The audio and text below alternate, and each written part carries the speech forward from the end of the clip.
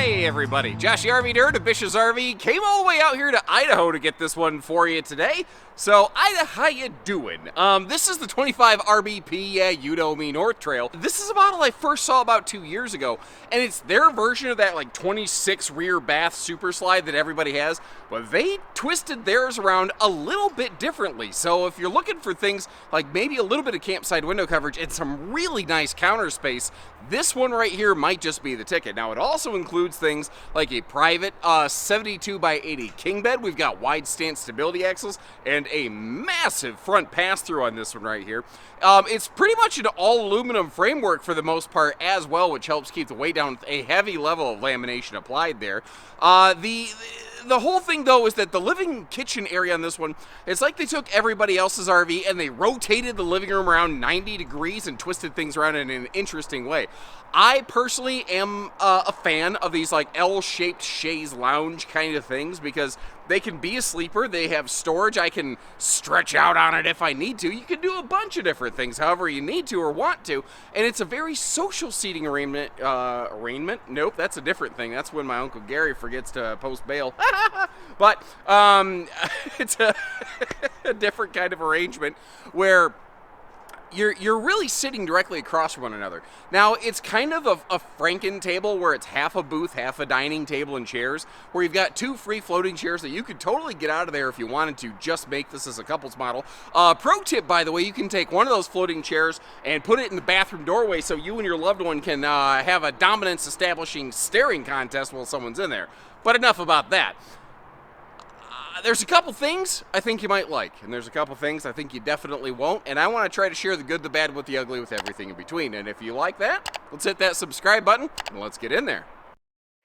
And I think, like I said, it was about 2 years ago when I recorded this model for the first time, and since then I've done several hundred more RV videos, so as I recall, some things are the same and some things have changed, and it all gets a little bit of blurry over that amount of time, which is why about every 2 years, if I can help it, I try to dust off some old footage. I do remember these being, just like they are now, carpetless and ventless flooring, which means easier cleaning and pet-friendly. It looks like carpet in the slide floor, and maybe you could argue that that marine woven stuff qualifies as carpet, but it's not that traditional shag carpeting, you know what I mean? It's 6.5 foot to the sidewall, plus we have that little bit of a barreled ceiling. I don't use a fisheye lens, and that helps just kind of open all the space up right here. I've always kind of liked the color contrast, especially, I love the color of the sort of like butcher's block countertop that they have right here. Now it is it's a thermal foil countertop, but it has a butcher's block color and pattern to it, so whatever you want to call it there.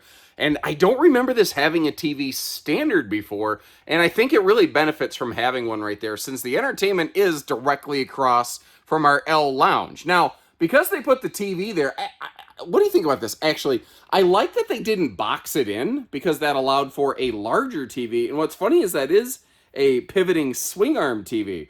So if you want to move it around, you can. I don't know that you need to. Now, on a similar note, if you want to move these two chairs around, you can at the little Franken booth table thing that we're looking at right here. Which I don't think is a terrible thing. Like, I would probably only use one instead of two of them most of the time myself. Now, the kitchen here, it has a full set of appliances. You know, normal microwave up top, propane oven below, but that is also an air fryer oven below. But I'm going to put the brakes on here real quick, and I hope you appreciate what I'm about to do. I'm not in love with the final fit and finish that I'm looking at in this camper. I have a if I see something, I say something policy. I don't make my videos just to be exclusively flowery and positive. There's some really cool things I really like about this floor plan. And it feels like when the finish line was in sight, the final fit and finish work on this really kind of fell short for them. Now, some of it kind of feels like maybe factory planning. Like, for instance, here's what I mean. You see these strips where your roof panels meet up here? Well, it looks like they're building the entire roof in one piece and then setting it on top of everything else. But as a result, that means that this trim forces the cabinetry to have these awkward little gaps above them right here. And in a lot of places, when I look around this RV, like, I'm not going to point out every single one of them, but in a lot of places in this RV, I'm seeing a variety of little fit and finish issues like that. That just other brands I feel get done more consistently. Now, maybe I'm just looking at one that happens to be suffering from quite a few. I always recommend people put their own hands, eyes, and ears on these things to see how you feel about them. But if I was a consumer, what I'm seeing doesn't exactly give me the highest level of confidence. I love the floor plan, but it does give me a moment of reservation. So I might want to look at 3 or 4 or 5 more to see if this is habitual or if it's a one-off. Now, by the way, a lot of manufacturers do not offer us a gas-electric two-way fridge anymore, and you can see that they are doing that here. Now, the fridge that you get in a North Trail, as I recall, varies by its region of production. So I'm from the Midwest where they're made out of Indiana, and those are 12-volt DC compressor fridges.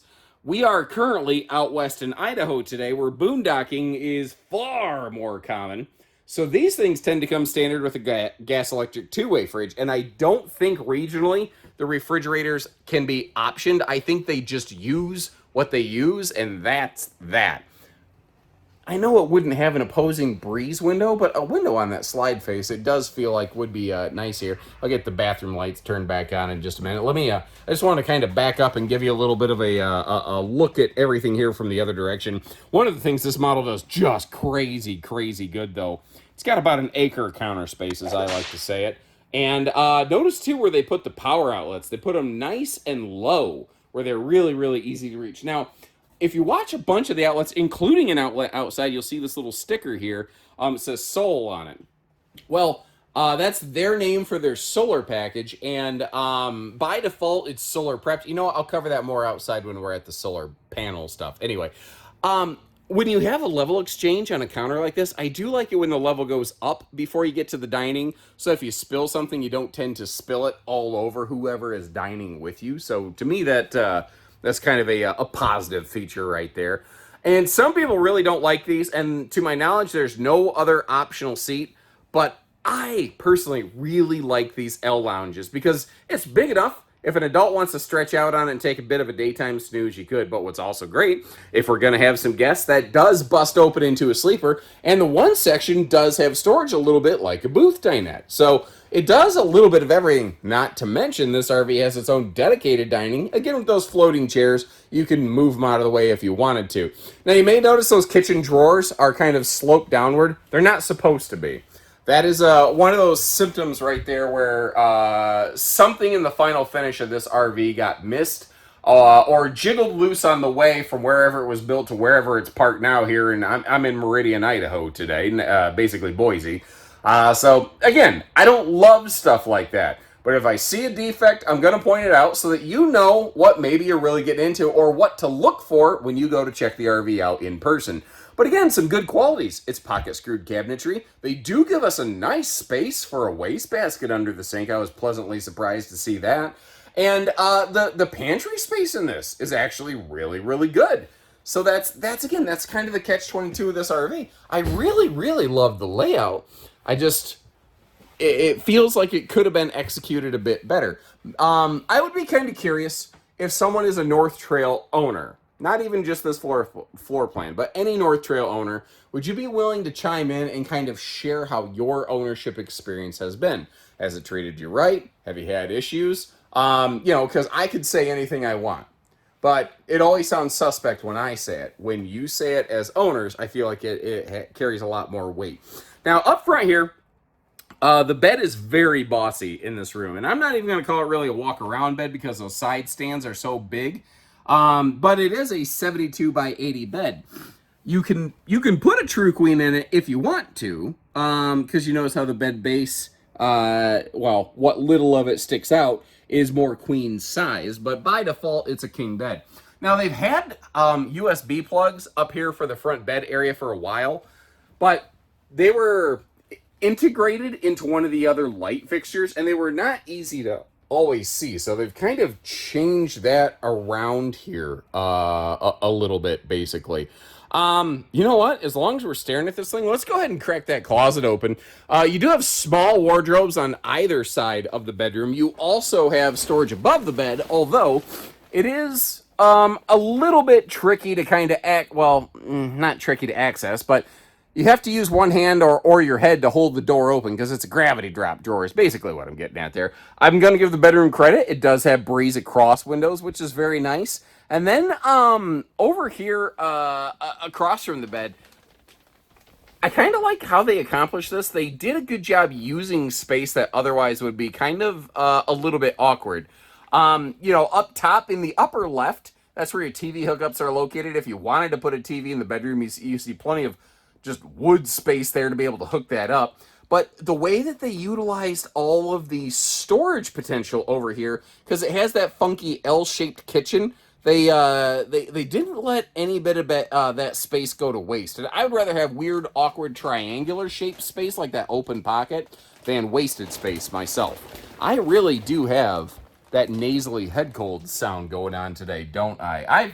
I've never really fought with allergies a lot. Then all of a sudden, the last 2 or 3 days, I'm just sneezing like nobody's business, and I don't know. I maybe have to go see a allergist. Is that the name? Just is allergiologist? I don't know. Obviously, one thing I do want to mention: the RV is 5-sided laminated. There's one area in the RV that's not laminated. That's actually the floor. They use a 5/8 tongue and groove plywood floor decking on these. The idea being, there's a history in the RV industry of soft spots in laminated floors. So I respect that they didn't do that. Again, not to beat a horse to death a little bit more, but Final Cabinet Shop could just use a little bit of work from this company here. Now, this has a big bathroom. Where's my light switch? Where's my bathroom light switch? How many? Oh, I'm flicking. I'm turning on the water heater controls reaching around the corner because I'm not hitting the right thing. Anyway, this has a very nice, large, big bathroom. I do like that.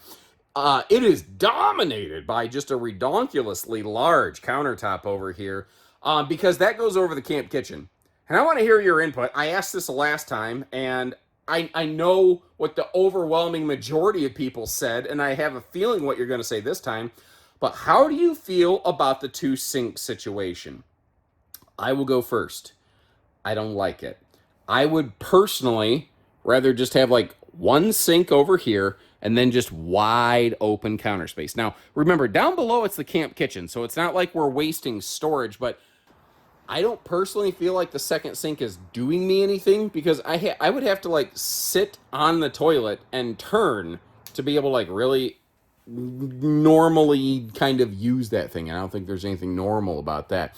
I do like the mine and yours kind of linen cabinet that they have going. Well, not linen cabinet, mega medicine cabinet basically, because there's 2 of these, one on each side here, which is also kind of nice because when I spin around here, you can see how over beside the shower they actually left a really nice chunk of storage there, and I like that it's got door faces on it. It's not open face storage. That's just a personal nerdy preference of mine. Now again, 6.5-foot sidewall, barreled ceiling, but not the most barreled you've ever seen. Like a Cougar's got a more aggressive barrel, but it's non-laminated. Generally speaking, I'm a little over 6 foot with shoes on right now. I had no problems in that shower. Could my head theoretically bonk part of it? Yeah, but not easily, not very easily. Now, we're about to flip over into road mode, and one thing I want to mention is that this is an AccuSlide cable system. What that means is that if you do want to open it only partially to be able to slip through or around, you can, but I don't remember if you need to do that, so let's find out. Okay, well, here's the thing. I'm going to get up there, and I think we can actually get to the bedroom on this one, but it's a tale of 2 cities. You're gonna need some Paul Bunyan legs like mine to do that. You got to be able to step over this lounge right here. By the way, those chairs, they do strap down in place, but just to show you that it could theoretically be done, I'm not saying this is fun and or easy, and I'm not going to give it A+ travel access, but the fact is, if you're willing or able to get around that thing and you can get up here, you can walk between the slide fascia and the kitchen counter. Now, I'm a Actually, I'm in about the worst shape of my life right now. I am not very pleased nor proud with the physical condition that I'm in right now. Obviously, I haven't cared enough to actually, control my food intake and adopt a more active lifestyle again like I had in the past, but I'm not proud of where I'm at right now. So the fact is I'm bigger, but I can still slide through this thing. So you can get to the bedroom, the kitchen, the bathroom, all without touching the slide out. But you got to be a little bit of a long-legged mountain climber to kind of do it. Or you got to do the Dukes of Hazzard, yay-haw, to jump over the countertop here. Or I suppose you could yeet the wife over the counter, fellas. And with an 8,600-pound GVW and a length that's not too out of control, this could work for quite a few half tons out there. Not necessarily every one of them, but for many of them. Now, if you look up top there, right above the slide on the roof, you can actually see a solar panel sticking up. By default, these don't have solar. They're solar ready, which is different from solar prepped. I know that sounds funny, but solar ready means they actually went ahead and installed the charge controller and all the wiring. Solar prep means there's a couple plugs and you got to finish the job or pay someone to do it. Now, optionally, you can throw a 190-watt panel on the roof, and also optionally, you can throw two of those on the roof with a 2,000-watt inverter. Now, this is a Norco, I believe that's... I didn't check on the inside. I believe that's AccuSlide. If not, I'll leave a note on the screen to kind of correct that.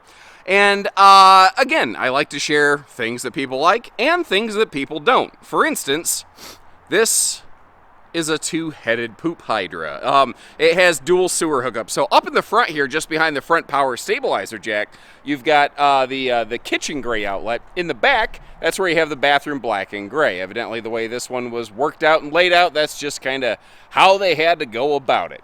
Now, beneath the fiberglass layering on your sidewalls, they are using Asdal on this. Now, it's not a full composite build or anything like that. Some manufacturers, I don't think North Trail was one of the ones guilty of this, but I saw some manufacturers being really guilty of, like, they would advertise composite construction, but, like, maybe in like 8% of the RV, but they were acting like it was everywhere. So I'll give them credit that they weren't trying to overpromise and underdeliver that. I do like the magnet holdbacks, and I love the giant baggage door on this side. But again, being fair, good news, bad news, you do not have the same giant baggage door over on the other side, which would be nice. Over here on the left, though, you have your solar disconnect and solar charge controller. That's a 30-amp PWM, by the way.